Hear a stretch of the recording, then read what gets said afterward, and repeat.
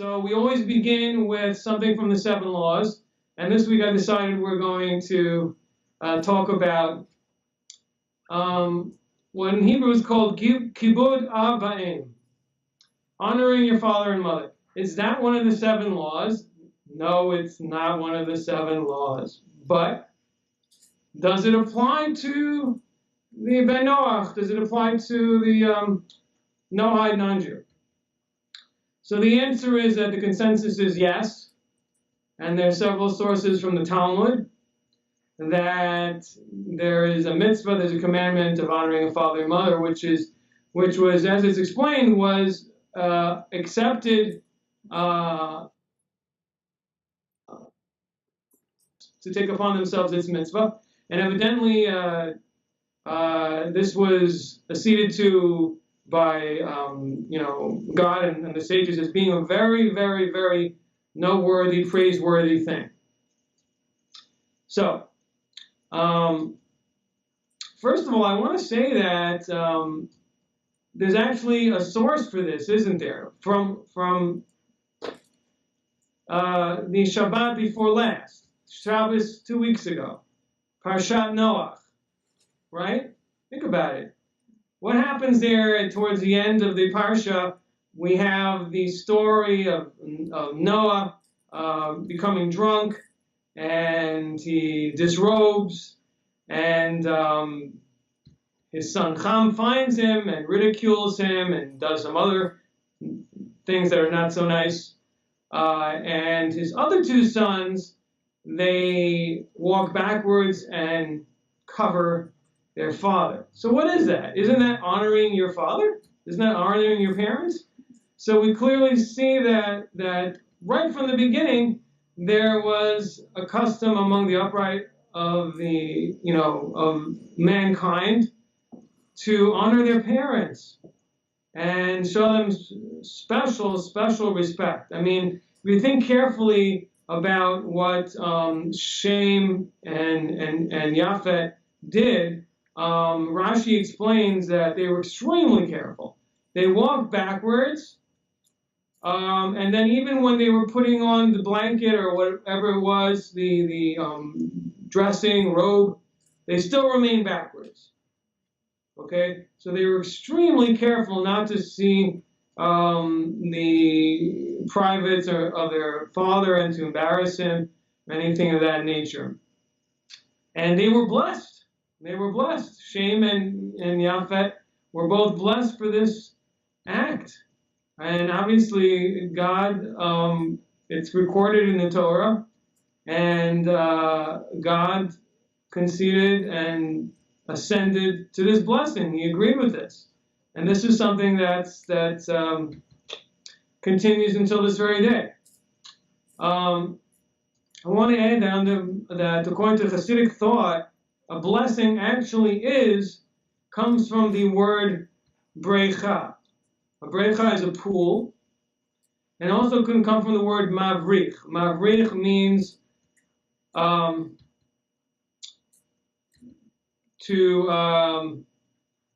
it's kind of to connect. It's when you connect 2 branches together to form agriculturally, when you tie like a branch maybe from another tree or a younger tree onto an older one, and think that type of thing. So in other words, you're linking things together to a fluid line. So the idea is that a blessing is, Kabbalistically, there's already a source. It's already there, but you have to bring it down.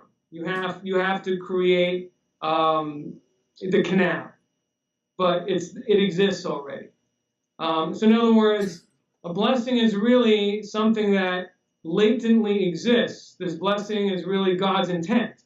And the person who's doing the blessing is bringing it out in this world. But it's also it's already something that exists. On the other hand, prayer is something completely new. The idea of prayer, for example, the language Yehi Ratzon, may it be the will of the Almighty. That is, in other words, create a new will.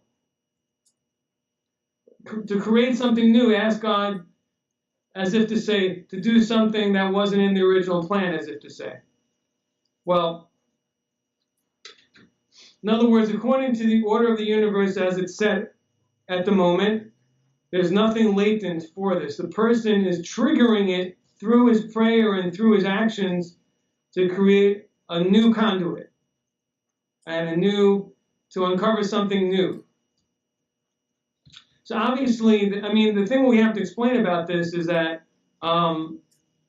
obviously God is the source of all blessing. You can't say that this blessing never existed, in latent form, in potential, before God. That's impossible. I mean, all goodness is already there. All possibilities already exist. But what we're saying is that there's certain things that already exist spiritually. They're already there within, Kabbalistically, the higher realms. That means to say that vis-a-vis the soul, vis-a-vis spiritual reality, it exists already. But it doesn't affect the physical world yet. So it's kind of hovering, it's already there in the spiritual term of it. So that's why it's a lot easier, at least you would think it should be a lot easier, to bring it down to the physical world. To bring anything down to the physical world it's not so easy. I've seen in Hasidic works that they say that sometimes the blessings, in the 18 blessings that a Jew says 3 times a day, the Amidah prayer, that sometimes when they don't come true, that's because that they're only coming true. God is listening and acquiescing spiritually, but it doesn't come down to the physical world. We don't see it here, but spiritually, for example, if within the blessing to ask for rain. So rain again means the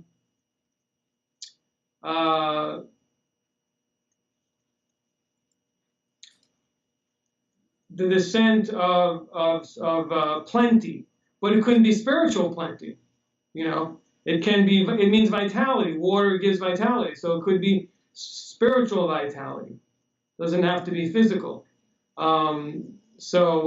That's something good to keep in mind. Sometimes our prayers are answered in a way that we may not expect.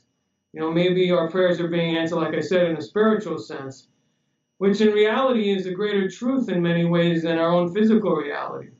So, also something important to keep in mind. Okay, but I got a little bit off topic there. Back to the honoring of father and mother. The Talmud brings a famous story of Doma ben Nasina, who was a famous Gentile, who was very sought after by the sages because although he lived in a small village, but he was in possession of a rare gem that was needed for the priestly breastplate that was for the temple. So this item was, they were ready to pay an exorbitant amount of money for this item, and they journeyed to Doma ben Nasina's house.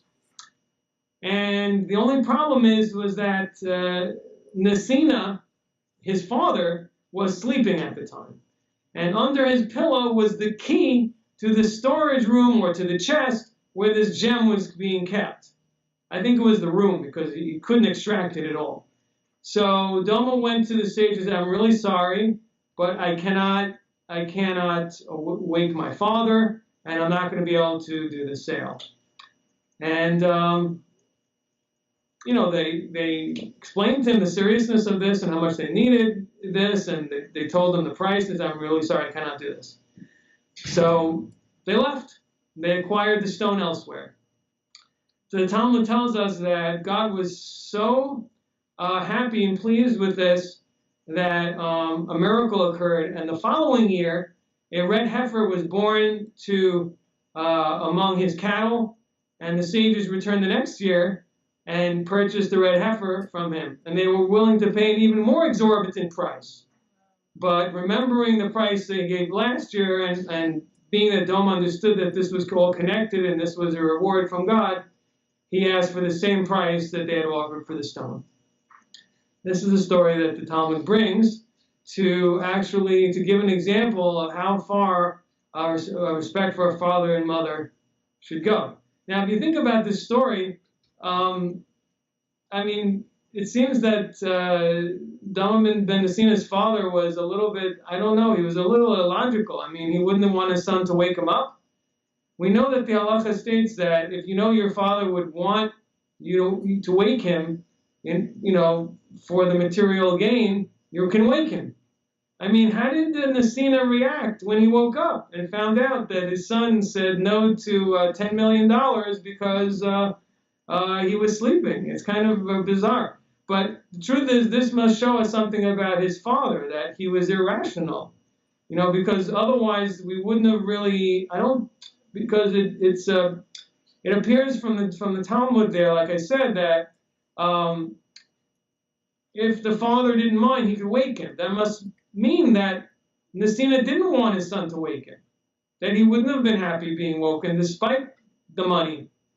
So the point is, what I'm trying to bring out is that even when our parents are very annoying, or even if a person has a parent that's very hard to deal with, and maybe actually in certain ways antisocial, you still have the command of honoring a parent, and it's still the reward. Because again, we've said that it isn't directly part of the 7 laws, but the reward for honoring a parent is extremely great.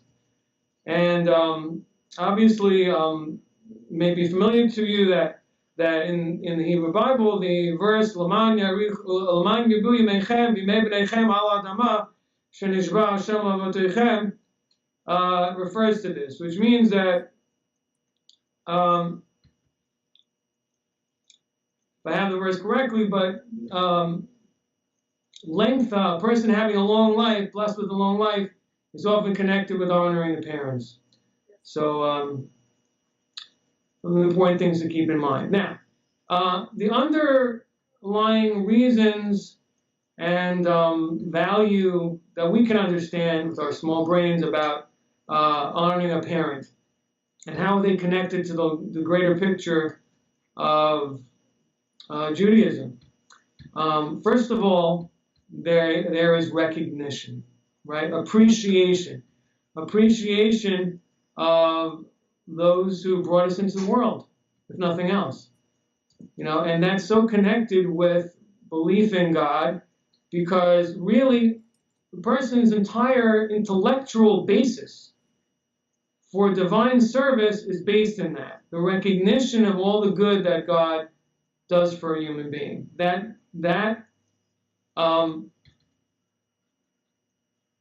demands something from us. It's an ethical demand that's upon every person. I think I've spoken about this before, but if a person has no relationship with God, but says, I'm a good person, I'm an ethical person, they're not fully correct. They're not, because what about with God? What about with the one who gave you, your life and your sustenance and is providing for all the circumstances of your life, that, the pleasure that you have, the wonderful taste you have in food, your health, ability to walk, see, the pleasantness of the weather, the fact that the sun doesn't come so close and just burn the entire planet to a cinder. Everything, there is no end, to the amount of things. And the more science understands about the unlikelihood of life, the more reasons you can count of reasons we should be thankful to the Creator. So due to the fact that this is really the logical basis, and from this, I believe, was Abraham's, also springboard towards love of God, of Hashem. And therefore, these same reasons are linked to honoring a parent, because in a certain sense, they're like God. A person has 3 partners in their birth: their mother, father, and God. The parents give them their body, and the soul comes from the Creator. So, therefore, it's really basic. It's absolutely basic for a person to recognize and appreciate their parent. Even if the parent, again, sometimes in other ways, can be quite difficult. But, and again, that also in a certain way dovetails with the idea of belief and trust in God. Sometimes the way God treats us doesn't seem right to us either. But we never forget the essence of Him giving us our life, giving us our opportunity, and our very self. So in a certain sense, our parent does the same thing. Okay.